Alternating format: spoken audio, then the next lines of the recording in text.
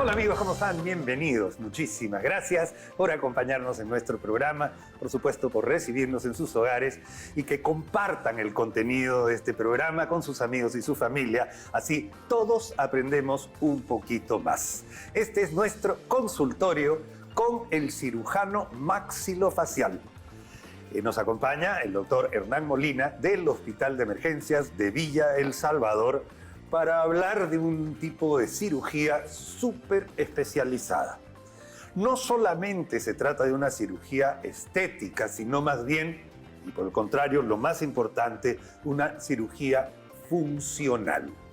¿Qué sucede, por ejemplo, si una persona tiene muy salida la mandíbula y en lugar de que los dientes de adelante vayan adelante, los dientes de adelante van atrás porque esto se ha salido así? ¿O qué pasa, por ejemplo, al contrario?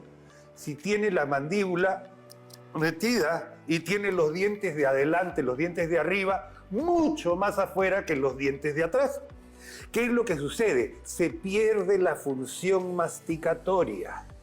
Se pierde el contacto que tienen que tener los dientes para que esto sea un movimiento armónico y que tenga la función que tienen que tener los dientes, que es de los dientes incisivos, de morder, los caninos de desgarrar, los molares de moler.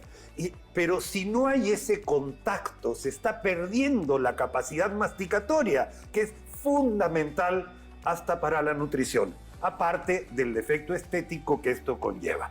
Bienvenido, doctor Molina, muchísimas gracias por estar acá con nosotros. Vamos a hablar de cirugía ortognática, así se llama.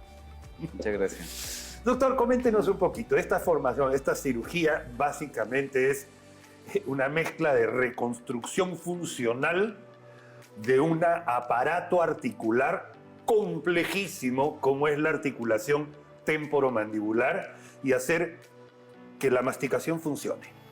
Claro, para ponerlo en contexto, más que todo es como desarticular.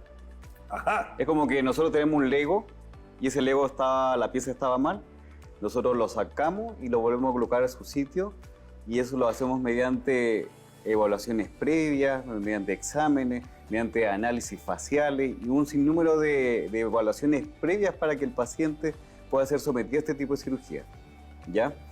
Y, por ejemplo, usted hablaba de pacientes que son prognata, reprognatia, y en ese caso, por ejemplo, es peor ser un reprognatismo, o sea, que la mandíbula sea pequeña, porque el paciente puede tener de repente un común que se puede ocasionar, por ejemplo, durante la noche, que no podamos respirar, una apnea obstructiva del sueño. ¿Por qué? Porque la mandíbula es muy pequeña, la lengua se va hacia atrás y cierra el paso del aire. Y muchas veces los pacientes se levantan como no se hubiesen descansado bien y nada de ello. Y eso conlleva su vida diaria que no sea saludable. Y entonces, muchas veces dice, se va a hacer la cirugía ortognática por tema estético, pero no es así. Ya ve usted que respirar es un punto importante. La salud articular también. La oclusión es muy importante. Y si juntamos todo esto, conlleva también a la parte facial, a que va a mejorar, pero no el punto importante. Porque como usted decía, la parte funcional es lo fundamental. Es lo fundamental. Claro. De acuerdo. Doctor, todos estos análisis ahora se hacen gracias a la ciencia, a la tecnología, a los avances en imagenología, a los avances en reconstrucción 3D, los avances de una impresión tridimensional de prótesis que pueden ayudar a un posoperatorio que sea satisfactorio, saludable y benigno, digamos, ¿no? Claro, por ejemplo, en estos casos, para nosotros poder hacer este tipo de cirugía, el paciente anteriormente lo tomamos molde, una radiografía, pero ahora es tomografía, escáner intraoral, que es como un aparato que copia toda la información de cómo están esas piezas dentarias y lo trasladamos a un software. Y en ese software hacemos la cirugía, la simulación de cómo va a ser el procedimiento, ¿ya? Entonces ahí vemos que de repente hay que desgastar más hueso, menos hueso, cuántos milímetros vamos a adelantar, a retroceder, cómo se va a ver esa función final. Amigos, acá lo que estamos viendo es, primero, que los dientes están justamente para hacer la oclusión perfecta. Claro. De eso se trata. Y si su mandíbula está así, nunca va a ver. Entonces vamos a tratar de ver ¿Cómo hacen los especialistas en cirugía maxilofacial para poder entender la magnitud de esta cirugía? Por otro lado, los cirujanos maxilofaciales, con toda la cantidad de accidentes, traumatismos, heridas de bala, etcétera, usan esta técnica y tecnología para la cirugía reconstructiva, porque fracturas en la cara también existen. Y eso es también un manejo que requiere una mezcla de traumatología con recuperar la función facial, la función. Doctor, vamos a pasar por acá para que nos explique esta maravilla de la naturaleza, o sea, la maravilla de lo que está haciendo, qué es lo que está pasando, por favor, acá en esta imagen, que se ve toda una aparatología ahí para poder manejar esta situación. Ya, en un primer comienzo, cualquier tipo de paciente que va a ser sometido a una cirugía ortognática tiene que usar este tipo de dispositivo que son los brackets. Okay. ¿Por qué? Porque hay una ortodoncia prequirúrgica. Prequirúrgica. Claro, porque ahí alinean y nivelan los dientes. Y acá estamos viendo que el paciente ya ha sido intervenido, ya tiene fijación del maxilar y fijación de la mandíbula. ¿Cortado, doctor? Claro, acá usted ve la línea de osteotomía a nivel del maxilar. Acá está la línea de osteotomía a nivel de la mandíbula. Por ejemplo, esta mandíbula ha hecho un movimiento hacia adelante. O sea que estamos hablando de que este paciente, su mandíbula estaba hacia atrás. Estaba hacia atrás. Claro, porque vemos que hay ese desplazamiento de este hueso que ha hecho que ya se coordine a nivel oclusal y que facialmente mejore el aspecto del paciente. Y acá arriba se está fijando y esto teóricamente osifica nuevamente y cicatriza el hueso, se forma un callito óseo y está fijado con esas mini placas. Claro, esta mini placa lo que va a hacer, va a soportar todo ese hueso que está fracturado. Es como cuando lo fracturamos un bracito, una pierna, y viene el traumatólogo, los pone una plaquita para que ese hueso quede fijo. Lo mismo pasa aquí, ¿ya? Como esto ha sido fracturado, necesitamos que esto se fije. Y el hueso cuando está fijo, suelda más rápido, porque si se empieza a mover o hay un movimiento, no va a osificar bien. Entonces necesitamos que haya una fijación rígida en este caso que se da mediante este tipo de placa. Imagínense ustedes, queridos amigos, tener que fracturar un hueso para colocarlo en la posición que previamente se ha establecido con parámetros específicos milimétricos. Milímetros, estamos hablando de milímetros, doctor, ¿no es cierto? Claro, porque por ejemplo en este tipo de situación podemos ver que de repente esta maxila la podemos adelantar 1 milímetro, descender 1 milímetro, impactar 2 milímetros. Todos los movimientos que nosotros vamos a generar se van a trasladar a estas placas y a estos dientes, ¿ya? En este caso, aparte de las mini placas, también hay este tipo de tornillos. Esos son unos tornillos bicorticales, o sea que va a traspasar esta cortical externa y la cortical interna. Y se juntan los dos por detrás. Claro. De acuerdo. Entonces eso hace conlleve que se mantenga mucho más fija. ¿Qué estructura más importante, doctor? Claro, el nervio dentario inferior. El nervio dentario inferior. Sí. Ajá. Hay que tener muchísimo cuidado con el nervio dentario inferior. Esto te puede imaginar una anestesia de por vida, media cara paralizada de por vida, porque se lo llevaron a la hora de hacer la osteosección. Claro, por eso mismo al momento de nosotros hacer la osteotomía, actualmente utilizamos un dispositivo, ya un equipo que se llama ultrasonido. El ultrasonido hace el corte del hueso, por así decirlo, pero respeta muchas veces la estructura los tejidos blandas. Claro. Ajá. Miren qué interesante, amigos, porque yo digo, la primera vez que vi este procedimiento fue hace muchos años, cuando llegaron las primeras mini placas al Perú, y estas mini placas se utilizaban básicamente en las famosas fracturas de macizo facial, claro, en las fracturas de Lefort, que tienen Lefort 1, Lefort 2, Lefort 3, que se rompe el maxilar. Por favor, doctor, se rompe el maxilar, se rompe la mandíbula, perdón. Se rompe la mandíbula, y hay que esperar todavía un proceso de desinflamación para poder fijar esas articulaciones y encima que haya una armonía funcional en la oclusión y la masticación. Por ejemplo, ahí estamos hablando de una Lefort 1. Esa es una que nosotros la provocamos. Pero provocada, claro, por el cirujano, claro, para lograr avanzar o retroceder en la mandíbula, en claro, el micrognatia o el prognatismo, ¿no es cierto? Claro, dependiendo qué tenga, porque por ejemplo, nosotros podemos decir, el paciente tiene la mandíbula muy salida, pero puede ser que el problema no sea la mandíbula, o sea que el problema es el maxilar, que es muy pequeño.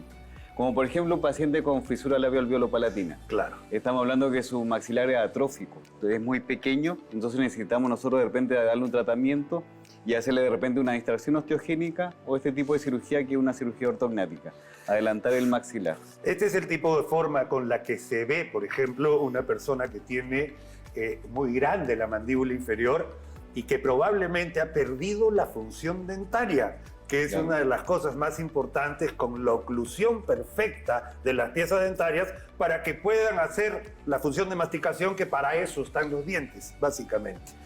Doctor, súper interesante.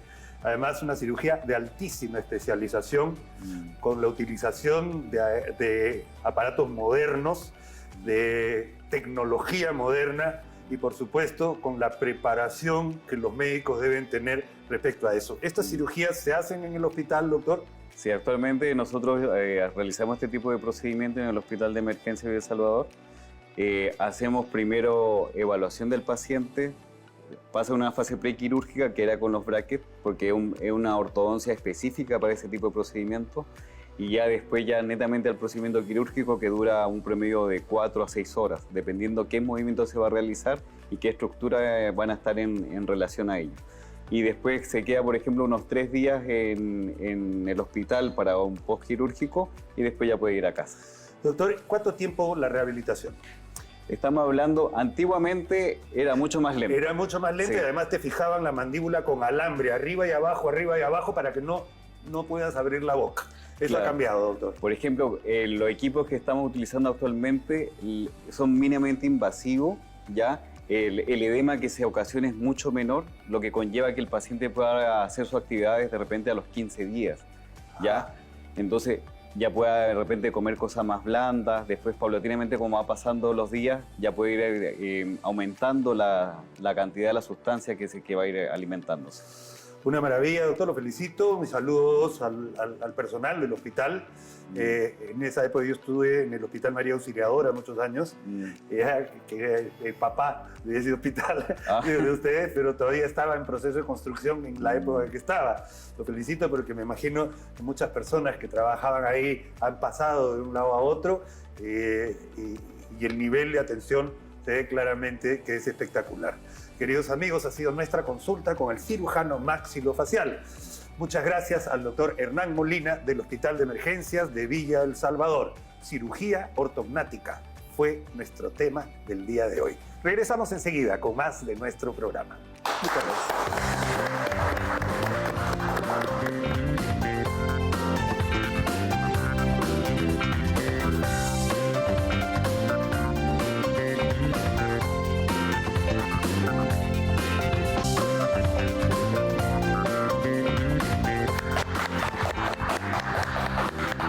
¿Cómo están? Muchísimas gracias por recibirnos en sus hogares a esta hora del día en nuestro programa.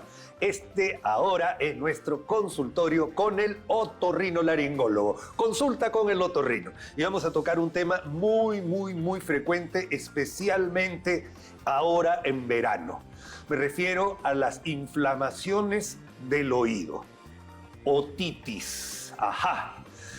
Uy, cualquiera que ha tenido la oportunidad de ver a una criatura, a un niñito con otitis, con dolor de oído, es realmente traumante. Es un dolor insoportable para un adulto, pero para un niño es tremendo. No hay posición. Si te duele la barriga, por lo menos haces así.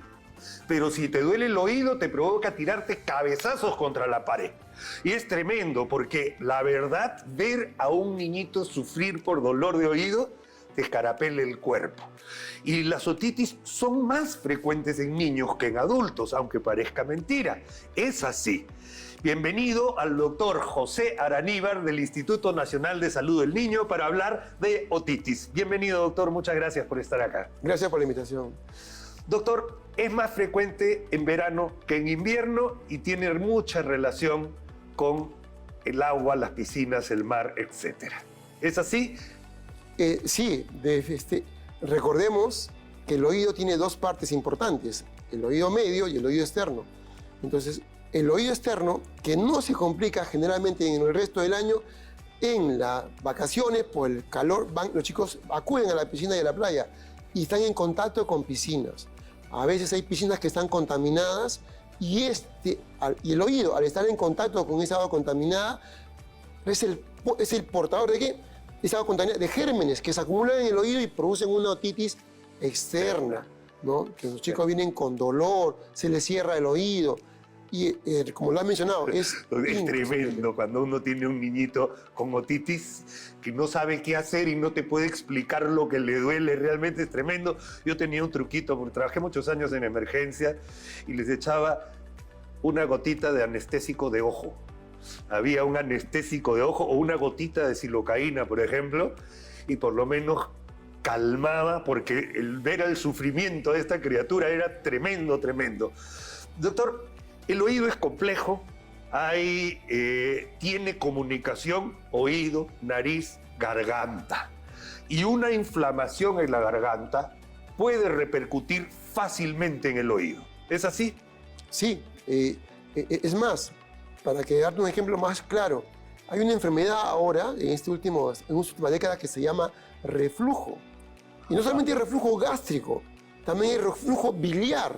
Entonces, a veces encontramos en el oído, ¿no?, secreción biliar gástrica. Uf, qué tremendo. Entonces, si sube esto, imagínate lo que la garganta llega fácilmente al oído. Recordemos que el oído medio tiene la parte de la caja timpánica que se comunica con el tímpano, es el conducto. Hacia atrás la mastoides y hacia adelante. Todo ese moco que se produce en el oído para limpiar el oído medio drena hacia la parte posterior de la nariz por medio de la trompa de Eustaquio.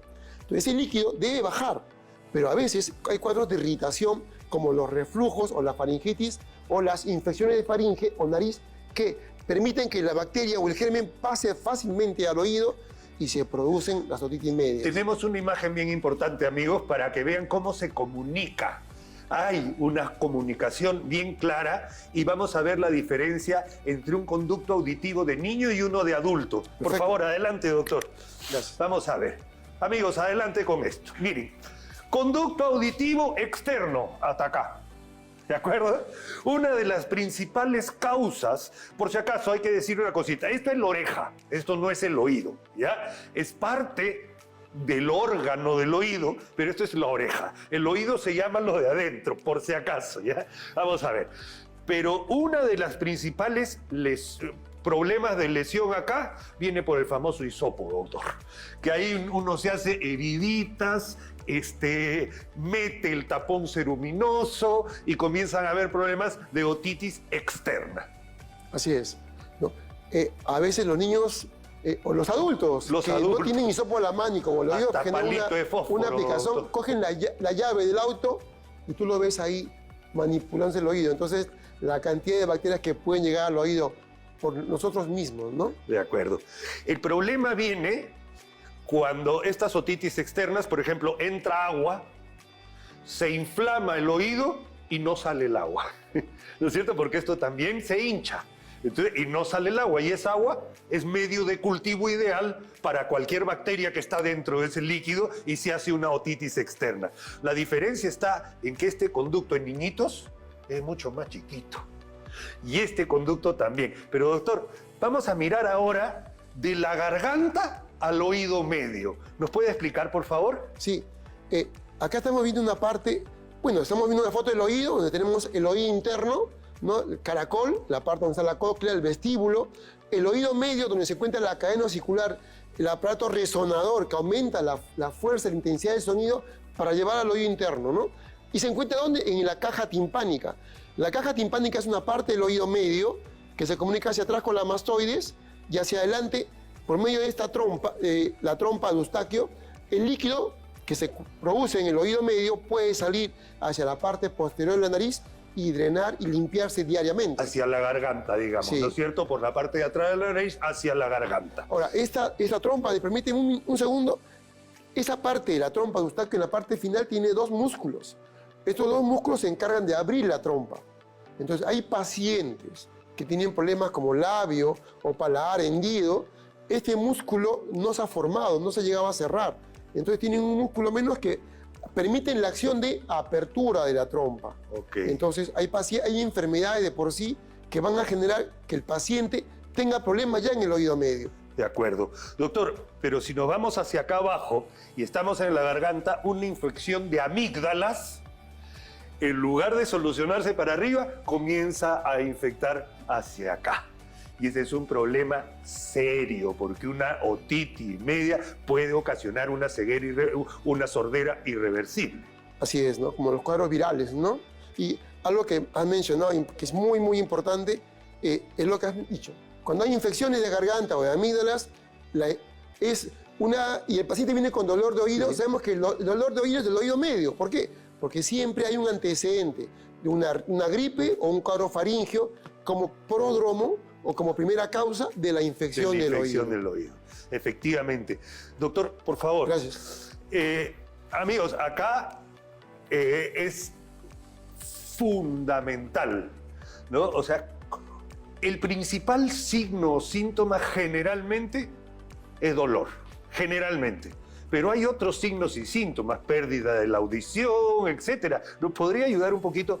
¿Cuáles son nuestros síntomas para reconocerlos y que las personas que nos están viendo acudan a un chequeo con el otorrino? Sí. Los primeros síntomas que se presentan es el oído tapado. Oído tapado. La sensación de que se me ha congestionado el oído, ¿no? Se me tapó el oído. Segundo, a veces escuchamos nuestra propia voz que resuena en el oído. Por la presencia del líquido, escuchamos nuestra voz, ¿no? Y ya cuando este moco, esta secreción, aumenta en cantidad y ya quiere escaparse de la caja, empezamos a tener dolor, fiebre, vómitos, náuseas. ¿Por qué? Porque ya empieza a afectar algo importante, el oído interno, que está cerca, ¿no? O también, si es que la infección no se controla y persiste y continúa, el oído se encuentra justamente por debajo de la fosa craneal media. Claro, hasta una meningitis, doctor, producto de una infección del oído. Examinar un oído de un niñito es complicado también. Duele, pues, duele. Pero hay que mirarlo por fuera y muchas veces se requiere el manejo especializado. Y o sea, de verdad les digo, no introduzcan nada en el oído, nada de poner gotitas de alcohol, nada de poner el cucurucho, doctor, que yo he visto quemaduras terribles por el cucurucho y el vacío. Si se le ha tapado el oído, por alguna razón será. Y esto es, ¿qué hacer? Doctor, yo creo que lo más importante es acudir para que te miren la orejita, ¿no es cierto?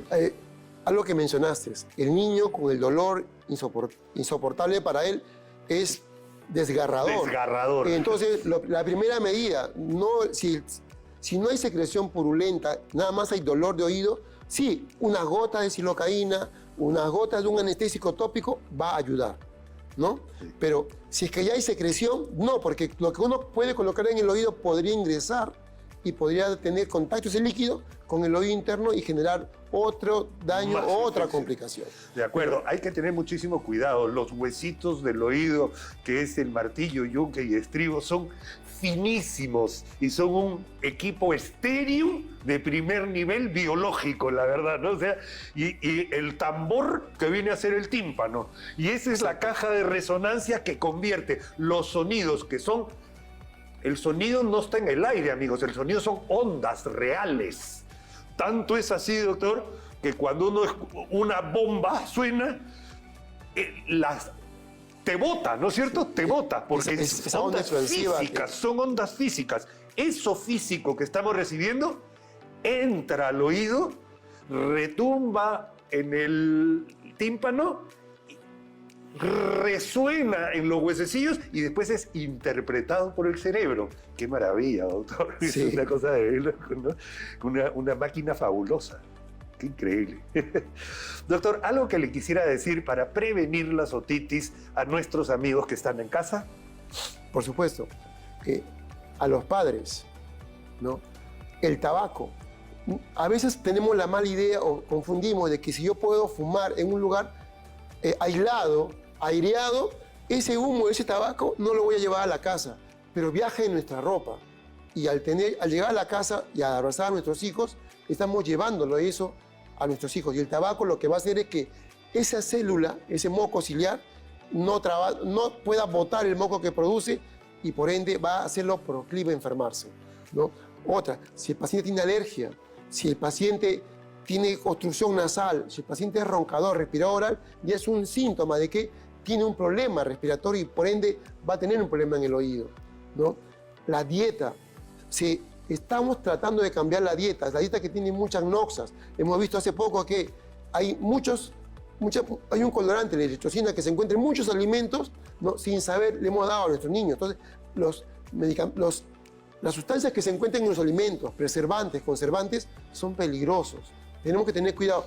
Tenemos que tratar de llevar a que nuestros hijos ingieran al día, por lo menos, vegetal y frutas, antes de que ellos los cambien por dulces. De acuerdo, doctor. Una última preguntita. ¿Es recomendable el lavado de oídos? Porque hay gente que nunca en su vida se ha hecho un lavado de oídos y no necesita. Y hay otras personas que son productores de sustancias ceruminosas en el oído y que de repente lo tienen que hacer, pero tiene que ser por manos expertas. Sí, más del 90% de la población no requiere hacerse una limpieza de oído. No requiere. Porque el oído tiene un sistema de autolimpieza propio, ¿no? Como tú lo dijiste, en la puerta entre el pabellón y el conducto hay un anillo. Ese anillo está formado por glándulas ceruminosas y pelos que van a atrapar, ¿ya?, lo que quiere entrar hacia adentro del oído. Entonces, a veces pensamos que con algo, si tenemos cerumen, con un hisopo lo voy a limpiar. Lo que hacemos, empujamos esa cera hacia adentro y adentro no hay pelos para que boten la cera para afuera. Y a ese paciente lo que nunca pensaba lavar el oído, le tenemos que lavar el oído para sacar esa cera que en forma irresponsable le hemos introducido por una mala maniobra. La verdad que el oído es tan delicadito, amigos, que yo sí recomiendo. Un lavado de oídos tiene que ser hecho por un médico especialista. Hay pincitas especiales, hay líquidos especiales, a veces hay que ablandar el cerumen, a veces hay que hacer cosas. Yo he sacado alguna vez, doctor, una cucarachita del oído también. Bichos se pueden meter. Eso requiere manos expertas en emergencia y además requiere saber, conocer un poquito. No trate usted de jugar al doctor. Lo mejor es acudir a un centro especializado en otorrinolaringología. Muchísimas gracias al doctor José Araníbar del Instituto Nacional de Salud del Niño. Gracias, maestro. Muy amable. Gracias, doctor. Gracias, queridos amigos. Regresamos.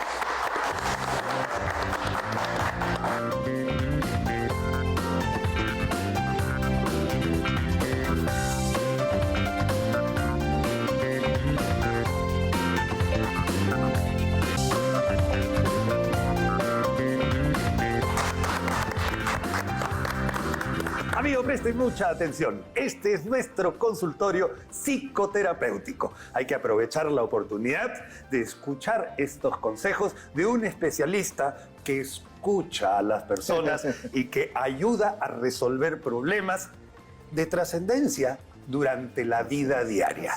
Vamos a hablar en este caso de la comunicación en una relación, que es probablemente el pilar fundamental.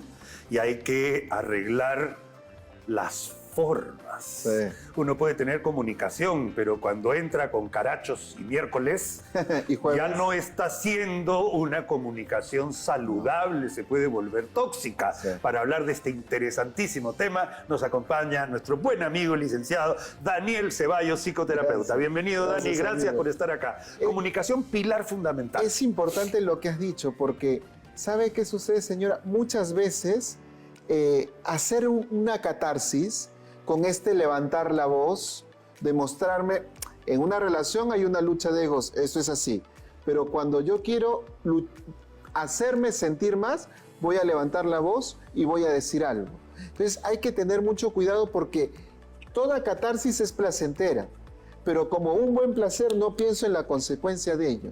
Entonces hay que tener cuidado cuando yo levanto la voz, cuando digo algo de más, cuando traigo un adjetivo, claro, eso es orgásmico, pero después de lo que viene, ahí te quiero ver. Trae consecuencias. Muchísimas, porque una palabra de más, una palabra de menos, puede romper lo que tu pareja piensa de ti.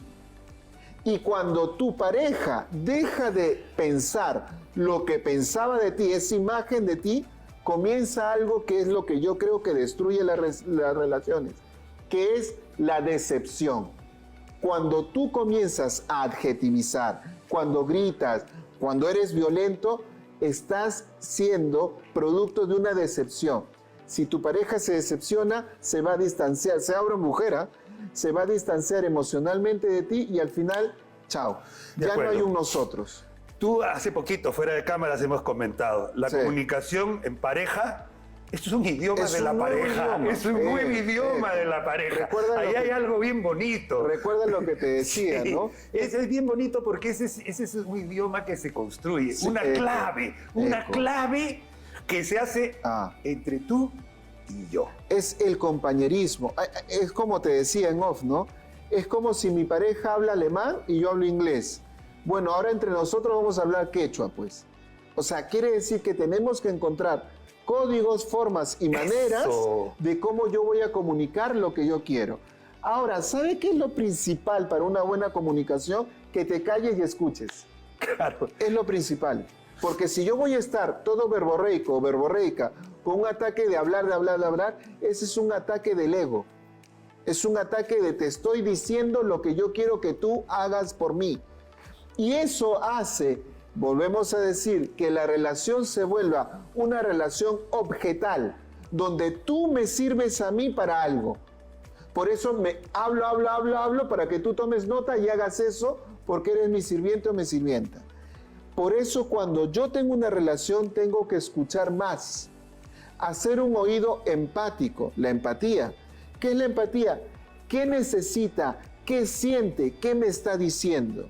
Y de lo que me está diciendo y desea, comienzo a ver qué puedo yo hacer y también qué no puedo.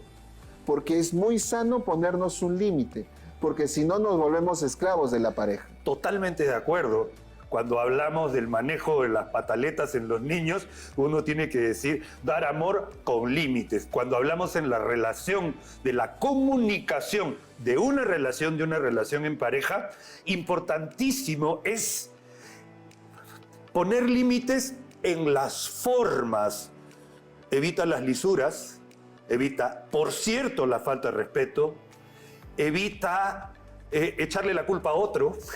Yo tenía hace unos días, estaba en terapia de pareja y la mujer, la señora, estaba molesta porque el esposo no le dejaba ver el grupo de WhatsApp de amigos con los que juegan fútbol.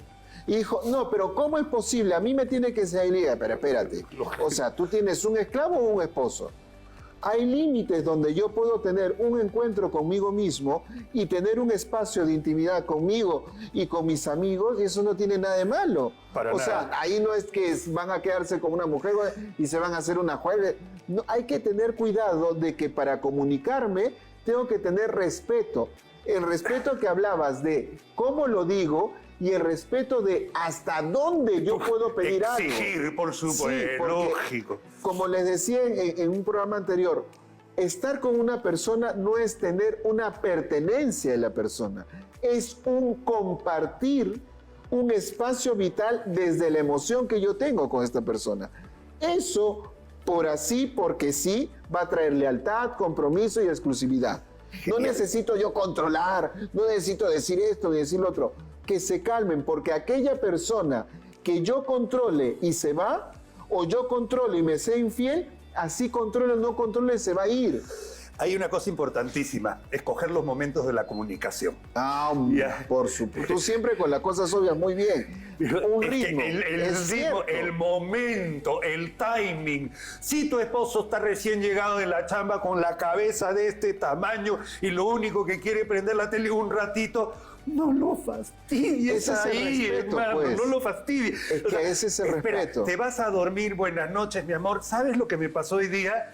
¡Qué rico! Puedes Claro. conversar en un ambiente neutral a la hora de almorzar, a la hora de comer, cuando se juntan. Pero no puedes obligar a la persona que te escuche en ese mismo momento porque está Hay que calmar interfiriendo. la ansiedad. Ahí está. La ansiedad que yo pueda tener, señora, por decir, sacarlo de mi sistema y traerlo. Porque si yo lo hago como sea, la respuesta de la otra persona va a ser como sea. Claro. Hay que ser... A ver, siempre yo digo que la naturalidad es lo mejor. Ser natural con tu pareja. Sin embargo, hay que saber tener una lectura empática del momento y la circunstancia en que yo quiero conversar con mi pareja. Si yo voy a conversar algo tan claro como, y esto tienen que hablarlo, cuántos hijos vamos a tener, dónde vamos a comprar la casa, y qué carro vamos a comprar, y qué sé yo, eso es bueno decirlo en un momento donde podamos tomar una copa de vino, mirar a las estrellas, ver una bonita película, o después que vengo del teatro, qué sé yo, encontrar un momento donde la persona está dispuesta a escucharme y a ser escuchada a sí misma. Es importante, no hay que terminar sin decir esto. Si vamos a tener una relación, tenemos que comunicar lo que yo quiero en la historia de la relación, lo que yo espero en la expectativa, porque puedes estar con alguien que de repente no cree en el matrimonio o no cree en tener hijos y llevas medio año o un año con esta persona y no tuviste este tipo de conversación. La comunicación, para irla ejercitando, es básico hablar del plan de vida que tiene cada uno, porque en lo bonito todos son bonitos. Las relaciones se miden con las capacidades que tienen de resolver problemas. Esas son las relaciones que trascienden, las relaciones que resuelven problemas y tienen una historia de vida similar. Si tú tienes una relación así, bendito sea. Bacán, porque yo creo que por ahí comienza, amiga, el pilar fundamental de toda relación de trabajo, Sí. relación sentimental, relación de familia, es la comunicación. Y es un ejercicio El que cómo. se practica. El cómo, ¿no? Cómo. El cómo. Es un ejercicio que se practica. Y no hay mejor forma que tener un idioma propio. Así es, tal O sea, hasta con cositas graciosas que tú le puedes poner un De lo que apodo, sale una de chapita, ti. una cosa, Hombre. algo simpático, algo que sale de ti. Hay boberías hermosas que tiene la Podría pareja. ser hermosa, y eso genera un idioma en común que solo lo entiendes con tu pareja. Qué bonito, ¿no? Así es, Qué tal lindo. cual, hermano. Muchísimas gracias a Daniel Gracias a ti, Ceballos. amigo. Muchísimas gracias, queridos amigos. Ha sido nuestro consultorio terapéutico. La comunicación en la relación. Pilar fundamental. Sí. Muchísimas gracias. Regresamos con más de nuestro programa enseguida. Gracias.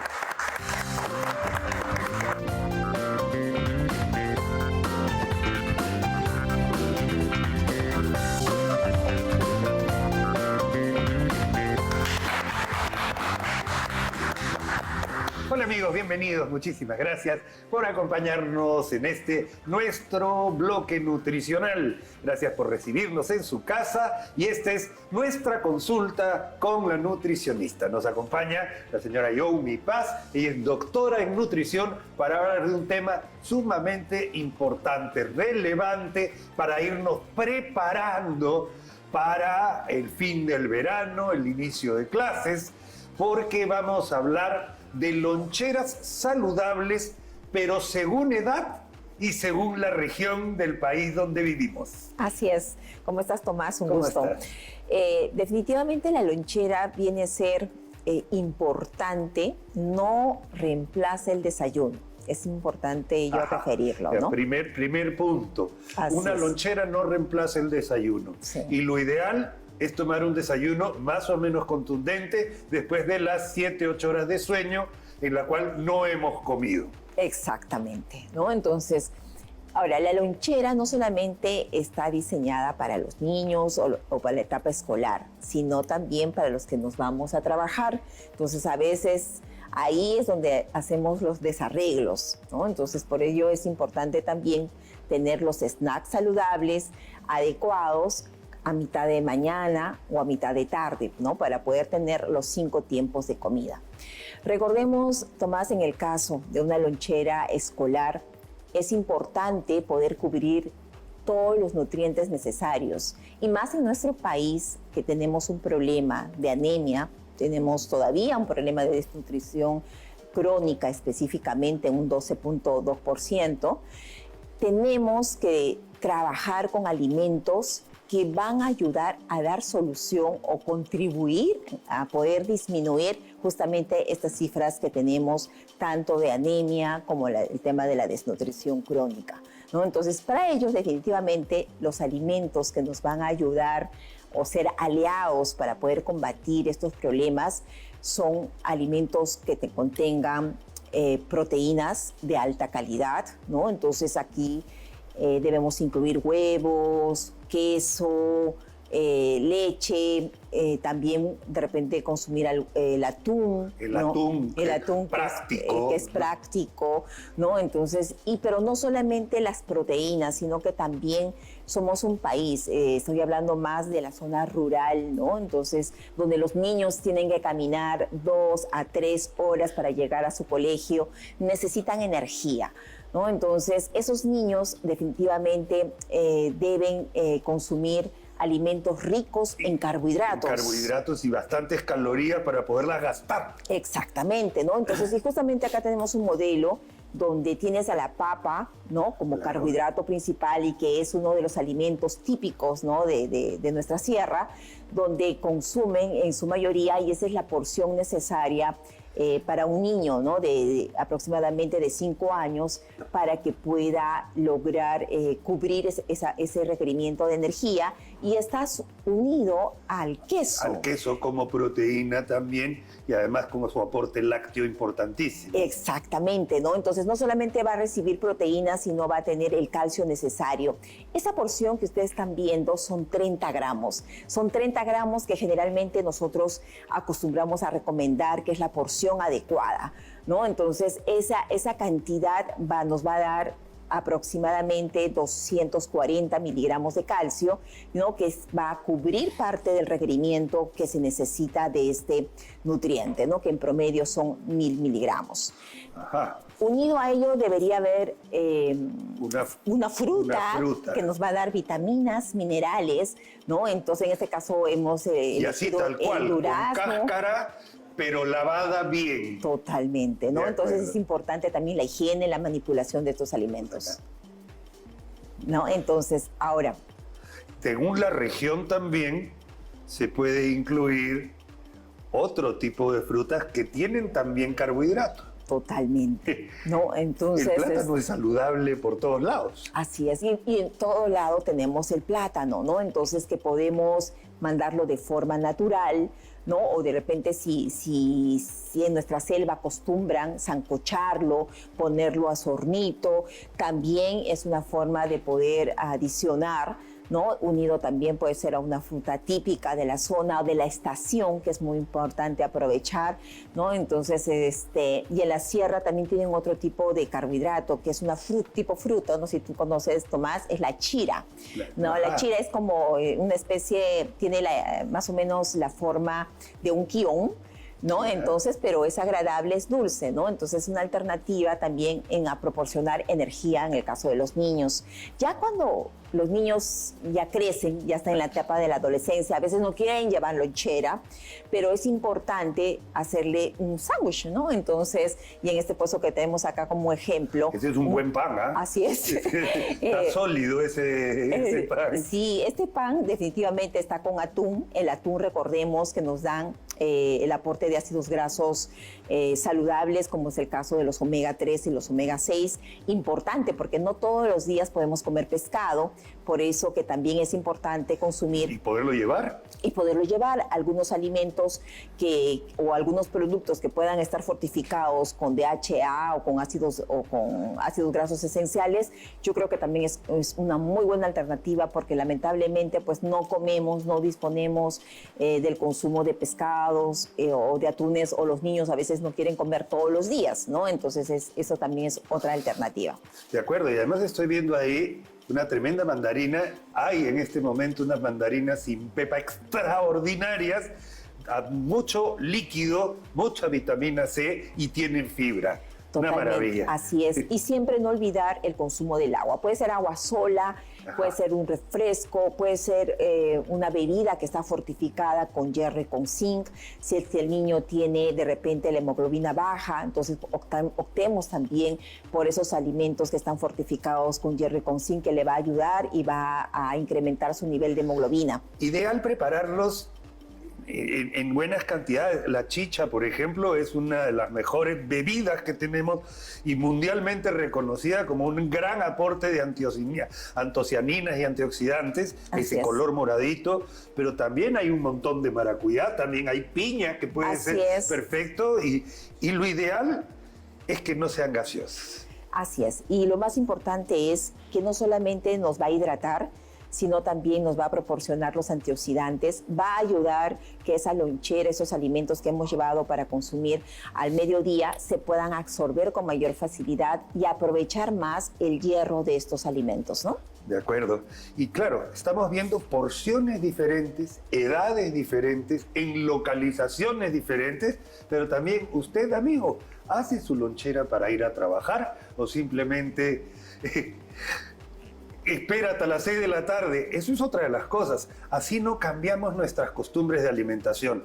Lo ideal es comer desayuno, almuerzo, un lonche y cena. Así es. Ir bajando las cantidades conforme se va acercando la noche. Pero cuando uno no toma desayuno y no almuerza y llega a la casa a comer así, es donde quizás se está cometiendo el más grave error en nutrición. Totalmente de acuerdo, ¿no? A veces saltamos, entonces por eso que se recomienda siempre a media mañana, a media tarde consumir fruta o frutos secos o una porción de queso que tiene también la propiedad de darte la sensación de saciedad, te sacia rápidamente porque tiene la proteína y la función de la proteína justamente es de ayudarte con el tema de saciedad, ¿no? Entonces, hay muchas maneras de poder justamente lograr evitar esa desesperación de volver a casa y poder coger Y todo lo que arrasar puedes, nomás con lo que hay. encuentres y nos va a causar otro problema de salud como es el tema del sobrepeso y la obesidad. De acuerdo. Mire, a mí, estamos hablando de loncheras saludables, no necesariamente para la etapa escolar, pero si hijos va a hacer vacaciones útiles o cosas así, también puede Así llevarse es. su loncherita según la edad, según la localidad en la que se encuentre, con productos de estación que son los que mejor están en ese momento del año. Así que hay que aprovecharlo. Más rico, mejor y más barato. Y por supuesto, siempre con una sobrecarga de líquido. En esta época vamos perdiendo más agüita por el intenso calor que estamos recibiendo. Totalmente de acuerdo. Y recordar consumir, en el caso de los niños, 8 vasos, en el caso de los adultos, 8 vasos de agua por día y en el caso de los niños, 6 vasos. 6 vasos de agua por día. Nosotros aprovechamos y despedimos este programa con nuestro vaso de leche. Así es, salud. Gracias, Yomi. Hasta luego. Muchísimas gracias, amigos, por habernos acompañado el día de hoy. Recuerde, todos los días, de 2 a 3 de la tarde, estamos aquí en nuestro programa para dar un mensaje de prevención en salud, educación y cultura. Nos vemos. Muchas gracias. Chao, chao.